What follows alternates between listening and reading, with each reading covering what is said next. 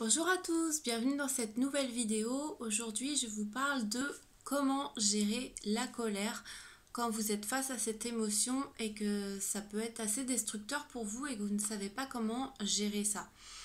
Donc, je profite d'un moment où on va faire version télé-réalité, c'est-à-dire que j'ai vécu un moment hier de colère et au final, ça se répercute sur les jours d'après. On s'imagine qu'en n'en parlant plus, ça va s'arrêter. Sauf que le problème, c'est que ça continue toujours, avec une intensité qui va être moins forte, évidemment. Mais aujourd'hui, je vous parle un petit peu, on va dire tiède. C'est-à-dire que j'ai pas fait la vidéo hier où c'était à chaud, mais que la nuit n'a pas été parfaite non plus. Et qu'en tant que sophrologue, c'est mon rôle aussi de vous apprendre comment gérer ces émotions et de démarrer sur une nouvelle journée. Donc c'est parti pour la vidéo. Donc comment je fais pour gérer la colère? J'espère que vous m'entendez bien parce que je suis plus loin de la caméra du coup. Donc je vais vous montrer 3 exercices de sophrologie pour vous canaliser et vous détendre. Donc le premier exercice, j'ai un chat dans la gorge en plus, ça va être de se mettre comme ça. On voit pas totalement ma tête. Je vais me mettre face au mur comme ça. Et déjà, quand on est en colère, on sent que les épaules vont être plutôt tendues. Donc, on va relâcher les épaules, comme si on lâchait un poids qu'on avait sur le dos, en fait. Vraiment relâcher tout ça. Donc, ce que je dis toujours aussi, ce qui est important, c'est que les émotions sont importantes. La tristesse, la colère, la joie, pour moi, ce sont des émotions neutres qui font partie de notre existence. Ce qui est plutôt néfaste pour nous, ça va être la culpabilité. Donc ce qui est important, c'est de mettre dans ce fardeau qu'on va laisser cette culpabilité. Donc là, on va mettre tristesse, colère et donc culpabilité. Donc on relâche, on pense à tout ça et on pense à relâcher. Et là, on va sentir de la chaleur dans les mains, on va sentir que tout redescend. Donc on inspire bien. On pense colère, tristesse, culpabilité, tout ce qui nous fait du mal en ce moment. Et on relâche. Et encore une fois. C'est à peu près 3 fois chaque exercice. Donc on revient. Je sais pas ce que j'ai, un truc qui me pique le nez aujourd'hui. On revient, on monte colère, tristesse, culpabilité, tout ce qui nous ennuie, les jaloux, tout ça. On fait monter. Et on relâche. Et on se détend. On ferme les yeux, on prend le temps de laisser tout ça passer. On sent les épaules relâchées. On descend bien les bras. On sent le sang qui repasse bien dans les mains. Ça chauffe un petit peu. Peut-être vous sentez les doigts un petit peu gonflés. On respire bien. Donc une fois qu'on a fait ça, il y a aussi autre chose. Quand vous êtes dans l'émotion, je m'approche un peu parce que sinon on ne m'entend pas. Quand vous êtes dans l'émotion de la colère, vous allez avoir l'estomac qui va se nouer. En fait, ce qui est simple à comprendre, c'est que on a la cage thoracique qui est ici, les organes vitaux à l'intérieur. Ici, ça va être l'intestin. Et les organes, par exemple, c'est un petit peu dur à dire, mais si vous avez une attaque un jour, ici, vous savez que ça craint rien. Ici, par contre, les organes vitaux, vous savez que là, ça va engager le pronostic vital. Donc généralement, ce que font d'ailleurs les boxeurs, c'est de se positionner comme ça. Les points devant, qui sont en alignement d'ailleurs avec la cage thoracique, le ventre bien contracté. Et le problème aussi, c'est que là, ça va venir remonter l'estomac. Donc quand vous êtes stressé, à savoir, c'est que vous allez aussi avoir le ventre rentré et cette position de défense. Cette position de défense, on l'a depuis la nuit des temps. Dès qu'il y a un phénomène de stress qui va arriver autour de nous, on va avoir tendance à tout rentrer, les épaules rentrer et à tout rentrer à l'intérieur par instinct de survie en fait.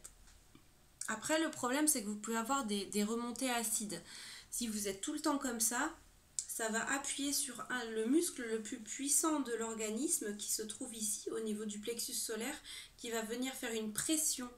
En fait, les gens stressés ont des remontées acides et des problèmes d'estomac parce que ce sont des choses qui n'arrivent pas à digérer et qui vont rester bloquées parce que ce muscle va trop appuyer pour protéger la personne.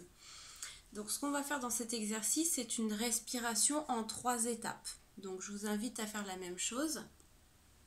On se met comme ça. Vous mettez les pieds dans l'alignement des hanches, donc légèrement écartés. Et on va respirer, on va laisser l'air entrer par le nez, descendre, respirer par le ventre, gonfler ici, et puis là. Vous voyez le mouvement? Et après on souffle. On laisse entrer l'air.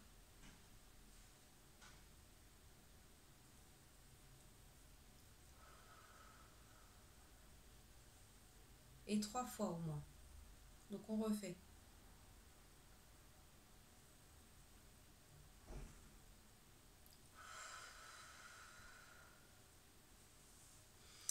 Donc ça, c'est un exercice que vous pouvez faire allongé. Ça s'appelle la respiration de la vague. Enfin, je l'ai appelé comme ça en tout cas. C'est vraiment une respiration des 3 niveaux. Donc vous allez avoir le niveau du ventre, le niveau émotionnel et le niveau au niveau des pensées. Donc ici, on va plus oxygéner le cerveau et vraiment libérer la cage thoracique pour avoir plus d'air qui entre. Donc ça, c'est à faire 3 fois aussi. Un autre exercice à faire aussi, si vous êtes en colère, si vous en avez après une personne, un exercice que je propose généralement aux enfants, ça s'appelle le karaté. Enfin, karaté pas comme on le connaît, on va pas aller taper la personne, mais l'exercice du karatéka, c'est-à-dire que je me mets comme ça, je vais inspirer, toujours en gonflant le ventre, ici, ici, je vais lever le poing, et en soufflant, je fais partir le poing et je ramène et je souffle encore. Je vide bien l'air dans mes poumons. Là, vous imaginez que votre poing, il part avec la colère, l'injustice, la tristesse, tout ce que vous avez eu. Donc on recommence. On va lever le poing, on inspire par le nez, ventre, plexus solaire, épaules. On lève le poing. Et on baisse. Et on évacue. Cette main-là, vous y pensez pas, c'est moi qui vous montre l'exercice.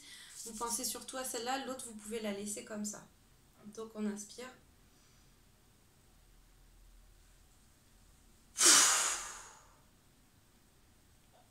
Et on laisse reposer.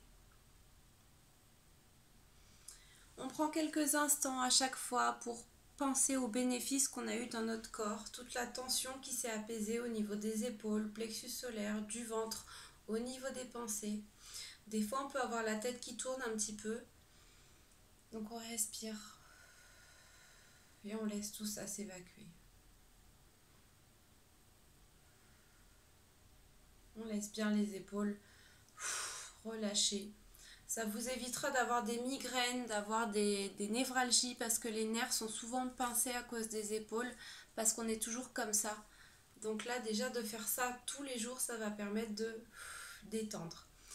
Et quand le corps envoie le signal de détente, le cerveau le reçoit.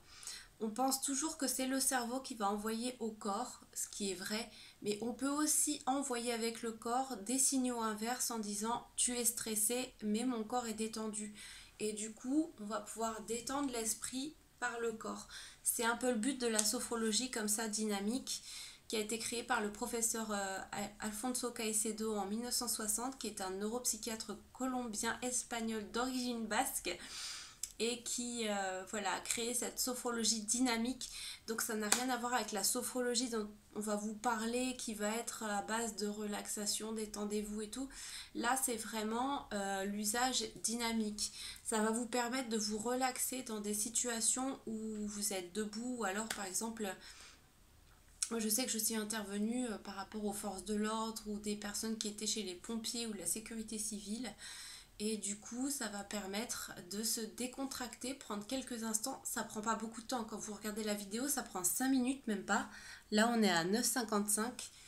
Le temps d'expliquer et tout, ça vous prend 5 minutes, vous vous isolez, vous faites ça et vous allez voir que le stress va partir tout de suite.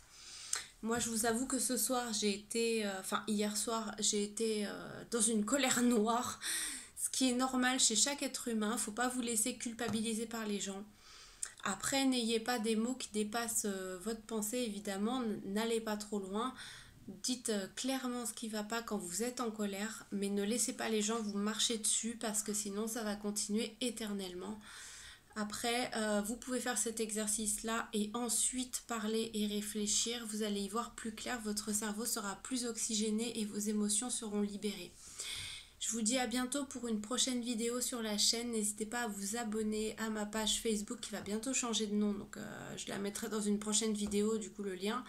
Mais en tout cas la chaîne YouTube reste la même. Et si vous avez des questions, n'hésitez pas à les poster en commentaire. Je vous dis à très bientôt.